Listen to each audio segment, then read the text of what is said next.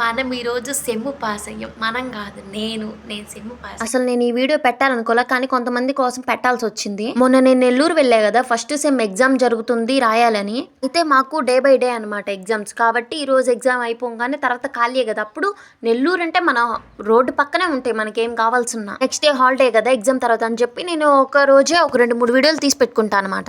అది కూడా ఎంతో టైం పట్టదు, 1-2 గంటలోపు అయిపోతుంది. దానికోసం కొంతమంది అయితే రచ్చ చేశారండి ఇంటి దగ్గర. మా అమ్మకి మా నాన్నకి నామేం చెప్తున్నారంట. మా అమ్మకైతే చెప్పర్లే, మా అమ్మకి చెప్తే మా అమ్మ బాగా చెప్తుంది వాళ్ళ సంగతి. మా నాన్నకి చెప్పారంట, ఈ పిల్ల ఎగ్జామ్కి వెళ్ళిందా, అక్కడ తిరగడానికి పోయిందా అని వీడియో మరీ మా నాన్నకి చూపిస్తున్నారంట. కొంచెమైనా బుద్ధి ఉండాలా, వాళ్ళు చదువుకున్న వాళ్ళు. అలా చెప్తే ఇంట్లో వాళ్ళు ఏమని ఫీల్ అవుతారు ఏంటి అని కొంచెం కూడా లేదు అసలు. ఇంటికి రాగానే షాక్. మా అమ్మ, భార్గవి ఏంది మంచి పని చేసావు కదా, ఆ వీడియోలు ఎందుకు పెట్టావు, అందరూ వచ్చి మాకు చెప్తున్నారని చాలా బాధపడ్డది.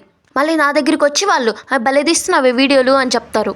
ఇంకోసారి ఎప్పుడు అలాంటి చిల్లర పనులు చేయొద్దండి అసలు ఎవరు కూడా. నేను ఏదో తీసుకుంటుంటే ఎందుకు అంత కుళ్ళు నాకు అర్థం కాదు. అయినా పని పాట లేకుండా ఖాళీగా మాటలు చెప్పుకునే వాళ్ళే అలా చేసేది. నాకు తెలుసు, నేను ఎగ్జామ్ పాస్ అయ్యా అంటే అక్కడ ఎంత కష్టపడి చదవైనా రాసా అనేది నా ఒక్కదానికి తెలుసు.